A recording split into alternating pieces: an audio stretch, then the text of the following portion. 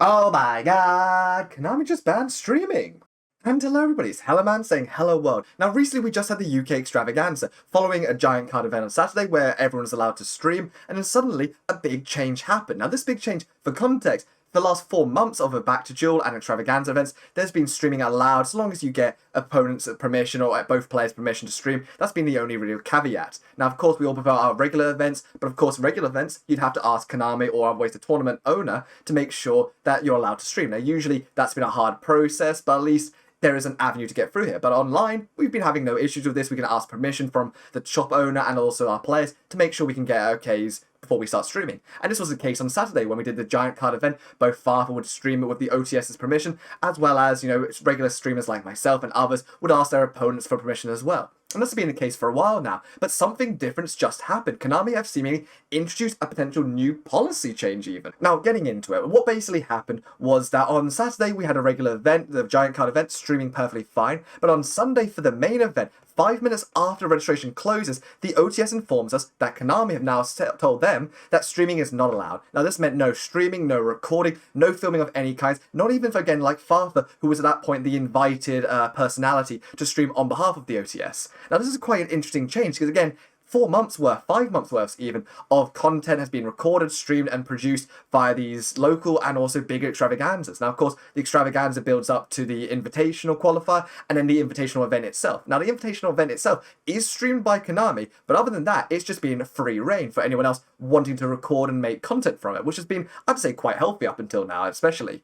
But the interesting thing now is that we're going to try and discuss today about why we think Konami did it, as well as the possible future impact of this is going to be. Because remember, they've got the future YCS coming up, as well as more extravaganzas and the invitational qualifier itself. So stay tuned, because we're going to be discussing these things, and let me know which one of these options you think is most likely why Konami made this change. Now, before we get into that though, I should be saying that it doesn't even matter if whether you're in the event or out of the event like Farther, because this Konami meant no streaming, they meant no streaming. And let me tell you, we did try. Anyone there caught me live streaming, you will see that we did try. We worked with the tournament officials as well to make sure that what we were doing is okay, and if they change anything, then we changed our policy as well. But no, not even talking about it if you're in the event or out of the event was allowed. So Konami were properly cracking down. They didn't want no mention of this. So why did they potentially make this change? Number one, Konami feared negative PR as a result of all these bigger events. Now, of course, if anyone's been watching any competitive plays, we're all familiar of Dinko Sicker and other such cards being included in the hand, and maybe some other questionable actions that players have or haven't potentially been accused of doing. Now, so maybe Konami are trying to cut back on streaming content, so they don't want as many people to watch the game and maybe influence people's perception that, oh, competitive gameplay is only for cheaters, or remote duel competitive gameplay is only for cheaters. Now, it seems a bit questionable. I think in Konami's minds that they are still aware that content creators, both streamers and also YouTube recorders, all make great content that makes people excited to play the game, watch the game, and otherwise enjoy it when they wouldn't be able to. So I don't think this one's very credible as well. So that's one is the lowest one for me. Number two, Konami instead were maybe fearing a legal pressure, whether it's being something like GDPR, so someone's identifying information's getting leaked, or they feel like that's a potential issue, or they're being accused of this, or maybe even bearing in mind that Konami are advertising as a children's card game, there could be legal issues involving the fact that people are being encouraged to record children playing the game, of course. Now, whilst this again seems a little bit more of a stretch, it seems a little bit more basis why a company would suddenly, after 4 or 5 months, make this change if these were complaints being lodged against them. They would want to minimize down, lock down, and have a discussion about this. Now, we've been actually able to get some quotes both from the official representative involved in this, and therefore from Konami itself, as well as from the OTS, to try and understand a little bit more, because there's still a lot of it is up in the air and open to interpretation. We're not too sure what's happening, what changes are there, and what changes aren't. But the reason why I don't think it's the GDPR and the legal side of things makes sense is because they're still allowing, or haven't at least made another policy change stating otherwise, that this change was only for the extravaganza events. So meaning, if you're playing in a local OTS, smaller, remote duel, back to duel events, streaming should be perfectly fine for these events. They have not clarified otherwise. I've asked them for these questions, but Konami have not yet responded. Likewise, they have responded to my other question they did get back to earlier.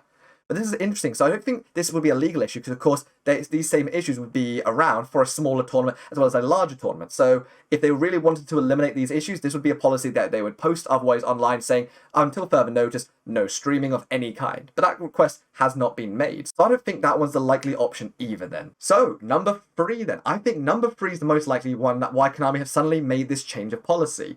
I think it's monetary reasons. Now, of course, for a lot of companies this makes a lot of sense, but for Konami, even more in this context. For larger events and not the smaller OTS events, which is why the distinction being made here. So I think it makes sense that Konami are looking for these 100, 150, sometimes even 200 player events and thinking that whilst they're streaming the bigger invitational events, they could also maybe want to have a little say in how advertising and how their own content is created on these smaller events. Because they still realize that rather than having about 8 dozen, 10 dozen different streamers all making content, all having split viewership, they're thinking that this would be an opportunity for them to consolidate and allow themselves being the only creators, only streaming site or only streaming company recording this stuff and putting it online. So it'd be a big benefit for them, they see it as well as advertising their product and getting it out in the way that they're comfortable with rather than everyone doing their own little things. Now, this could make a lot of sense, but I still think it would be very, very damaging for the community at large and allowing different people to have different takes and different opportunities to grow, whereas, of course, only a small number of people manage to grow or get better or gain anything from Konami running these streams themselves. But I think this one makes the most sense because Konami are looking at this as more opportunities for them to stream themselves and have opportunities to control and influence what we then see as the players and other participants, basically.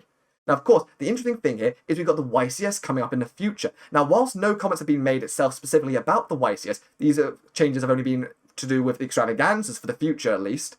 So I would reckon that this would set a precedent for the future, definitely. So watch out if you are looking forward to, as a streamer, streaming more extravaganzas, whether you're in the UK, EU, NA, whilst again, there could be some discrepancies here, I would be very, very careful and make sure that you're aware with the tournament running it, as well as anyone else involved in hosting these tournaments, making sure that you're aware what Konami isn't and isn't allowing here, to make sure that you're not at risk of being disqualified or otherwise receiving other sanctions against you.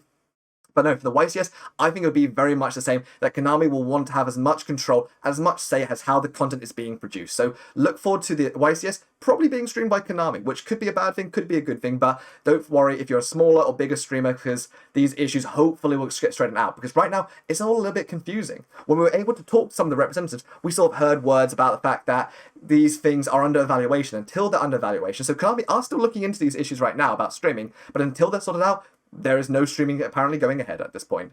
But let me know in the comment section below, what do you think? Do you think Konami are doing this for legal issues, or doing this to save publicity? Or are you looking at it in the more pragmatic sense of they're just looking at an opportunity to make more content themselves, but while stifling smaller creators as well at the same time, which is a bit unfortunate. But let me know down in the comment section below, which one do you think is more likely, and what do you think the next YCS and Extravaganza will be like? Do you reckon this will be far-reaching, or is it just a UK event potentially? Let me know next time.